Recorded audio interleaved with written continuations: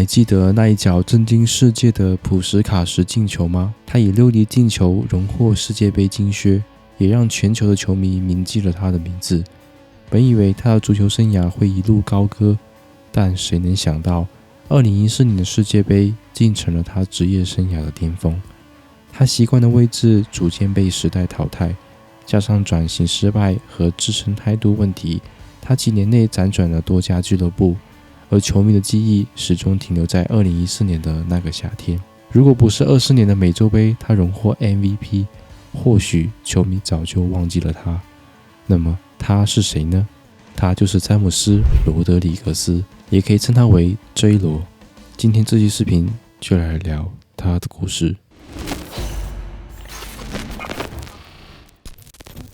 如今，许多球迷将他陨落归因于现代足球战术的变革，认为古典前腰已不再适合当今的赛场。但真相果真如此吗？只是因为踢的位置不符合现代足球的战术体系，就能让一位球员迅速陨落吗？其实，我和许多球迷一样，在筹备这期视频之前，也以为是位置的原因，但深入了解后才发现，他未能获得成功是另有深层的原因。他能力与技术毋庸置疑，是一位天赋型的选手。14岁时，他便成为职业球员，在哥伦比亚国内联赛完成首秀，成为联赛历史上最年轻的出场球员。随后，他被阿根廷的班菲尔德俱乐部签下，在一场关键的阿甲比赛中，他扮演了关键先生的角色。对阵纽维尔老男孩俱乐部时，他在禁区外30码轰入了一脚世界波，帮助球队赢得比赛。这场胜利也帮助了班菲尔德夺得阿甲联赛的冠军。因为他有着英俊的外表，他在当地有好几个外号，例如班菲尔德的 C 罗、班菲尔德的007。球技和外表的双重加持下，他获得了很多人气。18岁的年龄就在南美解放者杯打进5球，这让许多欧洲俱乐部想要将他引进。2011年，他登陆欧洲，波尔图以700万欧元将他签下。在新俱乐部的第一个赛季，他以6球7助帮助球队获得欧联杯冠军、葡超联赛冠军、葡萄牙杯冠军，实现3冠王。在接下来2个赛季里，他进球数和助攻数都来到了2位数。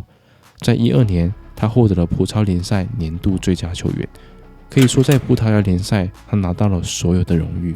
曾经7次夺得法甲冠军的摩纳哥，在2011年不幸降级，但在13到14赛季重返法甲后，他们开始重金引援，J罗便是他们的重要目标之一。凭借在葡超的成功表现，摩纳哥坚定地将目光锁定在他的身上。尽管他解约金高达4500万欧元，摩纳哥依然毫不犹豫地完成了这笔交易，这也是当时足坛金额最高的转会费之一。而此时的 J罗年仅22岁。2013年的5月，J罗正式踏上法甲赛场。在摩纳哥的第一个赛季，他以12次助攻成为法甲助攻王，同时贡献了9颗进球，帮助球队获得联赛亚军。俱乐部签下 J罗的交易也被认为是最成功的引援之一。摩纳哥与他签了5年的长约，原本预计他会在球队效力多个赛季，除非有球队愿意支付6500万欧元的高额解约金。然而2014年世界杯上的惊艳表现让他征服了西班牙的银河战舰皇家马德里。14年的世界杯让他一跃成为家喻户晓的球星，他在每一场小组赛都取得进球，并且3场小组赛都获得了全场 MVP。 在16场对阵乌拉圭的比赛中，他的知名度进一步提升。他在禁区外胸部停球后，不等球落地，直接凌空抽射，足球直挂球门死角，完成了一记堪称经典的世界波。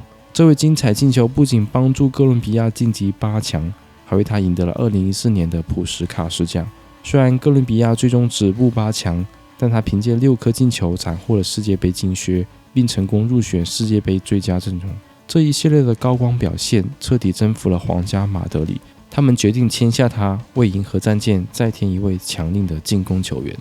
14到15赛季，他以6500万欧元的高额转会费加盟皇马，并接过了象征核心的10号球衣。尽管在首个赛季因为骨折休战了2个月，但他仍然交出了13颗进球和13次助攻的亮眼数据。然而，随着齐达内的上任，他在球队中的地位逐渐边缘化。在齐达内的4-3-3体系中，他在中场既缺乏莫德里奇和克洛斯的拦截能力，又无法像卡塞米罗那样承担防守任务。在边锋位置，他的速度不及贝尔。此外，他不喜欢参与防守，更偏好掌握球权的踢法，与球队整体战术渐行渐远。这些因素叠加，使他从首发核心沦为替补席的常客。从超级巨星到超级替补，仅仅用了1个赛季。16到17赛季，他出场了22场，虽然打进了8颗进球，但齐达内不想冒险给他更多的时间。说来有趣的是，他踢的位置和以前球员时期齐达内的位置是一样的，风格也很像，但却没有得到更多的出场机会。齐达内的用人选择也是要符合现代足球战术体系的无奈之举。他与教练安切洛蒂关系密切，当初就是安切洛蒂将他带到皇马的。后来安帅执教拜仁，他便以租借的形式加盟拜仁，希望获得更多的出场时间。但是季前赛他不幸受伤，而且在他租借拜仁仅仅3个月后，安切洛蒂就被解雇。在拜仁期间，他首发19场，尽管出场次数有限，但他的状态逐渐恢复，送出了11次助攻，帮助球队获得德甲冠军。拜仁原本可以在他租借的第2个赛季选择激活买断条款，但追罗主动向拜仁高层表示不希望激活，原因有2个：一是他渴望重返皇马，二是拜仁无法保证他绝对首发的位置。尽管拜仁高层希望留住他，但最终无奈放人。追罗以为凭借在拜仁的表现回归皇马后能争取到更多的出场机会，但现实却很残酷。在18到19赛季的西甲联赛中，他仅仅出场了8场，这支球队已经没有他的容身之地了。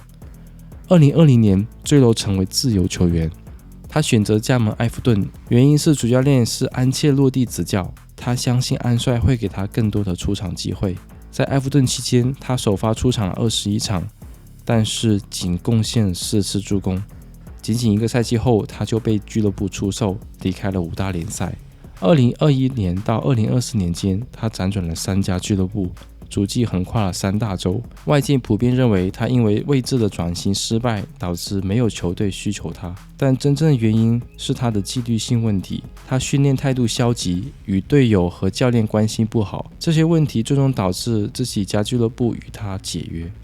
在2024年的美洲杯中，追罗凭借出色的表现获得赛事 MVP， 成功重返大众的视野，并也因此加盟了西甲巴列卡诺。然而，巴列卡诺主教练并不希望他加入，实际上是俱乐部主席强行促成了这笔交易。在这种情况下，追罗成为了球队的替补球员。因为不想做替补球员，他与俱乐部的关系逐渐紧张，目前正在计划离开巴列卡诺。